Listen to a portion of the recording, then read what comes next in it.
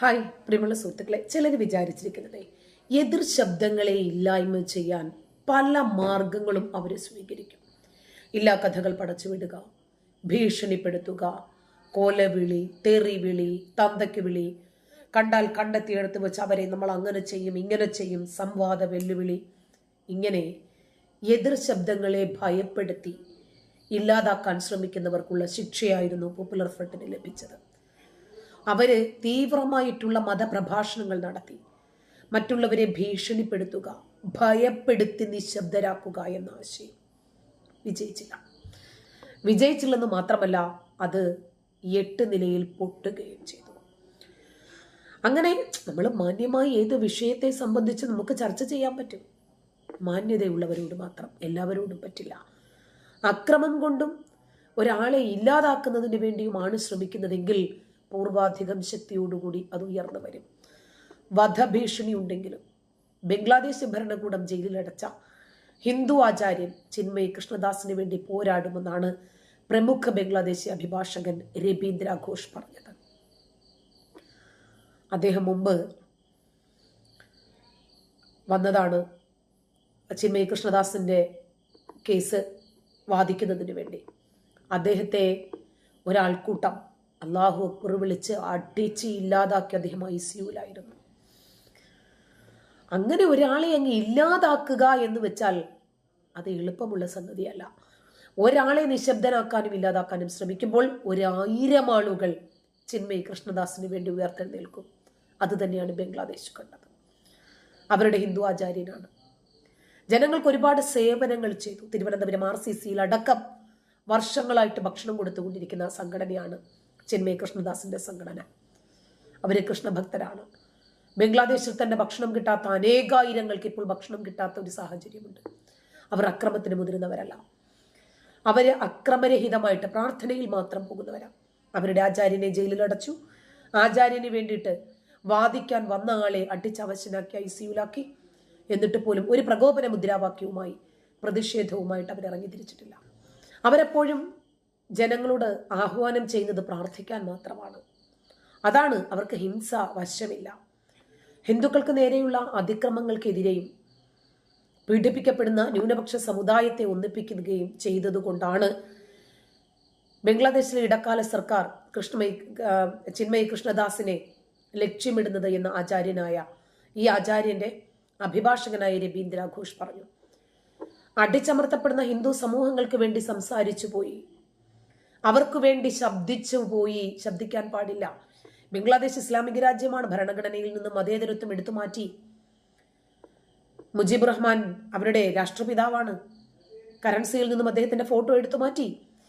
ചുരുങ്ങിയ കാലം കൊണ്ട് ജോർജ് സോറോസിന്റെ കൂടി അനുയായിയായ ഇടക്കാല സർക്കാർ മുഹമ്മദ് യൂനസിനെ കൊണ്ട് എന്തെല്ലാം ചെയ്യിപ്പിക്കാമോ അതെല്ലാം പിന്നിൽ നിന്ന് ചരട് വലിക്കുന്ന ആളുകൾ ചെയ്യിപ്പിച്ചു കൊണ്ടിരിക്കുകയാണ്. കഴിഞ്ഞ ദിവസം കൊൽക്കത്തയ്ക്കടുത്ത് ബാരക്പൂരിൽ ചികിത്സയ്ക്കെത്തിയ രബീന്ദ്ര ഘോഷ് ബംഗാളിലെ മാധ്യമപ്രവർത്തകരോട് സംസാരിക്കുമ്പോൾ എല്ലാ കാര്യങ്ങളും കൃത്യമായി വിശദീകരിച്ചു പറഞ്ഞു.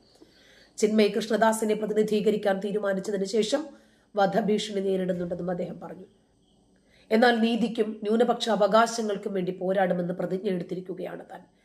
ബംഗ്ലാദേശ് സുപ്രീം കോടതിയുടെ അഭിഭാഷകനായ എനിക്കെതിരെ കള്ളക്കേസുകൾ ഫയൽ ചെയ്യുമെന്ന് അറിയാം, പക്ഷേ അതെന്നെ തടയില്ല. അതാണ്, നമ്മൾ ഒരു യുദ്ധത്തിന് വേണ്ടി ഇറങ്ങിത്തിരിക്കുമ്പോൾ നമ്മളെ ഒരിക്കലും പരവതാനി വിരിച്ച് പൂമാലയിട്ട് സ്വീകരിക്കുമെന്ന് പ്രതീക്ഷിക്കരുത്. നമുക്ക് കിട്ടുന്നതൊക്കെ അത്തരം കല്ലേറുകളായിരിക്കും. അതിനെ എതിരിട്ട് തോൽപ്പിക്കാൻ നമ്മുടെ ആശയപരമായിട്ട് നമ്മുടെ യാത്രയ്ക്ക് സാധിക്കണം. നമ്മൾ ആശയപരമായിട്ടാണ് മുന്നോട്ട് പോയിക്കൊണ്ടിരിക്കുന്നത്. അതേ ആശയക്കാരൻ തന്നെയാണ് ചിന്മയ് കൃഷ്ണദാസിന്റെ അഭിഭാഷകനും. അദ്ദേഹം പറയുന്നു, എത്ര കള്ളക്കേസുകൾ ഫയൽ ചെയ്താലും ശരി, എത്ര വലിയ ഭീഷണി വന്നാലും ശരി, ചിന്മയ് കൃഷ്ണദാസിനു വേണ്ടി വാദിക്കുന്നതിൽ എന്നെ നിങ്ങൾക്ക് തടയാൻ കഴിയില്ല. എൻ്റെ ജീവിതകാലം മുഴുവൻ ഞാൻ അനീതിക്കെതിരെയാണ് പോരാടിയിട്ടുള്ളത്. മുസ്ലിങ്ങൾക്ക് വേണ്ടിയും ഞാൻ കേസ് വാദിക്കുകയും അവർക്ക് നീതി ലഭിക്കാൻ സഹായിക്കുകയും ചെയ്തിട്ടുണ്ട്. ഒരു ദിവസം മരണം വരും, പക്ഷേ ഞാൻ യുദ്ധം ചെയ്യും. എല്ലാ കാലഘട്ടത്തിലും ജീവിച്ചിരിക്കാമെന്ന് ഞാൻ ആരോടും കരാറ് ചെയ്തിട്ടില്ല. ഇത്ര കൊല്ലം ജീവിച്ചേക്കാമെന്ന് എഗ്രിമെന്റ് ചെയ്തിട്ടില്ല. അതുകൊണ്ട് എന്നാണെങ്കിലും ഒരിക്കൽ മരണം വരും. മരിക്കാൻ ഭയമില്ല. മരിക്കാൻ ഭയമില്ലാത്തവരെ പിന്നെ എന്ത് പറഞ്ഞിട്ടാണ് നിങ്ങൾ പീഡിപ്പിക്കുക? 1971 ബംഗ്ലാദേശ് വിമോചന യുദ്ധത്തിൽ ഹിന്ദു ന്യൂനപക്ഷങ്ങൾ നിർണായകമായ പങ്കാണ് വഹിച്ചത്. ബംഗ്ലാദേശിൽ ന്യൂനപക്ഷങ്ങൾക്കെതിരെ നടന്നുകൊണ്ടിരിക്കുന്ന അതിക്രമങ്ങൾ യുദ്ധത്തിന്റെ അടിസ്ഥാന തത്വങ്ങളെ പരാജയപ്പെടുത്തുന്നു എന്നാണ് രവീന്ദ്ര ഘോഷ് പറഞ്ഞത്. ചിന്മയി കൃഷ്ണദാസിന് വേണ്ടി പോരാടുമെന്ന് പ്രഖ്യാപിച്ച ദിവസം മുതൽ എനിക്ക് വധഭീഷണിയുണ്ട്. എനിക്ക് സ്ഥിരമായി ഭീഷണി കോളുകളും സന്ദേശങ്ങളും ലഭിച്ചുകൊണ്ടിരിക്കുന്നു. മിക്കതും കൊലവിളികളാണ്. പക്ഷെ അതെന്റെ ചുമതല നിർവഹിക്കുന്നതിൽ നിന്ന് എന്നെ തടയില്ല. ചിന്മയി കൃഷ്ണദാസിനോടും മറ്റ് ഹിന്ദുക്കളോടും കാണിച്ച അനീതിക്കെതിരെ ഞാൻ പോരാടുമെന്നും ആ പോരാട്ടം മരണം വരെ തുടരുമെന്നുമാണ് അദ്ദേഹം അസന്നിഗ്ധമായി പ്രഖ്യാപിക്കുന്നത്. ബംഗ്ലാദേശ് ഒരു രൂപത്തിലും അടങ്ങാൻ തയ്യാറാകുന്നില്ല, ഒതുങ്ങാനും. മനുഷ്യാവകാശ പ്രവർത്തകരെവിടെ? UN അടക്കമുള്ള സംഘടനകൾ എവിടെയെന്ന് ചോദിച്ചു പോകുന്നു. അവര് പറഞ്ഞ പോലെ റാഫേലും ഗാസയിലും ഒക്കെയാണ്. ഇസ്രായേലിൽ എന്ത് ചെയ്യുന്നു എന്ന് നോക്കിയിരിക്കുന്ന തിരക്കിലാണ് അവർ. അതിനിടയ്ക്ക് ബംഗ്ലാദേശിലെ ഹിന്ദുക്കളെ കുറിച്ച് ചിന്തിക്കാൻ അവർക്ക് നേരമില്ല. വിജയ് ദിവസില് ഇന്ത്യക്കെതിരായ പ്രകോപനങ്ങൾ തുടരുകയാണ്. ബംഗ്ലാദേശ് ഇടക്കാല സർക്കാരിന്റെ ഉപദേഷ്ടാവായ മഹഫൂസ് ആലം ഒരു കടുത്ത ഇസ്ലാമിസ്റ്റായ മഹഫൂസ് ആലം ഒരു ഫേസ്ബുക്ക് പോസ്റ്റിലൂടെ സാംസ്കാരിക വ്യത്യാസങ്ങളുടെ അടിസ്ഥാനത്തിൽ വടക്ക് കിഴക്കൻ ഉത്തരേന്ത്യയിലെ ജനങ്ങൾക്കിടയിൽ ഭിന്നത വളർത്താൻ ശ്രമിക്കുന്നു. പശ്ചിമബംഗാൾ, ത്രിപുര, അസം എന്നിവയെ ബംഗ്ലാദേശിന്റെ ഭാഗങ്ങളായി ചിത്രീകരിക്കുന്ന വിവാദ ഭൂപടമാണ് അദ്ദേഹം പുറത്തിറക്കിയത്. പോസ്റ്റ് വലിയ വിമർശനത്തിന് കാരണമായതിനെ തുടർന്ന് അദ്ദേഹം പിന്നീട് പിൻവലിച്ചു. മതപരമായ വ്യത്യാസങ്ങൾക്ക് അതീതമായി വടക്ക് കിഴക്കൻ ഇന്ത്യയുടെയും ബംഗ്ലാദേശിന്റെയും സംസ്കാരങ്ങൾ സമാനമാണ് എന്ന് മഹഫൂസ് ആലം തന്റെ പോസ്റ്റിലൂടെ പറയുന്നു. കിഴക്കൻ പാകിസ്ഥാൻ സൃഷ്ടിക്കപ്പെട്ടത് സവർണ ഹിന്ദുക്കളുടെയും തീവ്ര ഹിന്ദുക്കളുടെയും ബംഗാൾ വിരുദ്ധ മനോഭാവത്തിന്റെയും ഫലമാണ് എന്നും അദ്ദേഹം അവകാശപ്പെടുന്നു. ഈ സംഭവങ്ങൾക്കിടയിൽ 50 വർഷത്തെ ഇടവേളയുണ്ട്. പക്ഷേ ഒന്നും മാറിയിട്ടില്ല. നമ്മൾ ഭൂമിശാസ്ത്രത്തിലും വ്യവസ്ഥിതിയിലും കുടുങ്ങിക്കിടക്കുകയാണ്. നമുക്കിപ്പോൾ ഒരു പുതിയ ഭൂമിശാസ്ത്രവും സംവിധാനവും ആവശ്യമാണ്. ചെറിയ പരിമിതമായ ഭൂരഹിത ബംഗ്ലാദേശിന് ഒരിക്കലും യഥാർത്ഥ സ്വാതന്ത്ര്യം നേടാൻ കഴിയില്ല. അതിന്റെ നിയന്ത്രണങ്ങളിൽ നിന്ന് മോചനം നേടണം. ഇന്ന് ബംഗ്ലാദേശ് 2024 രക്തസാക്ഷികളുടെ ത്യാഗത്തിലൂടെ മോചനം തേടുകയാണ്. ഇത് തുടക്കം മാത്രമാണ്, അവസാനമല്ല. അട്ടിമറി നേതാക്കൾ തങ്ങളുടെ പോരാട്ടം അവസാനിപ്പിച്ചിട്ടില്ല എന്ന് മനസ്സിലാക്കുന്നു. ഈ യുദ്ധം അവസാനിപ്പിക്കാൻ അവർ ഇപ്പോഴും തങ്ങളുടെ ജീവൻ ബലിയർപ്പിക്കാൻ തയ്യാറാണ്.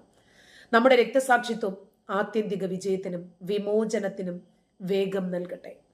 ബംഗ്ലാദേശ് ഒരു തുടക്കമാണ്, അവസാന പോയിന്റ് അല്ലെന്നും അയാൾ പറഞ്ഞു.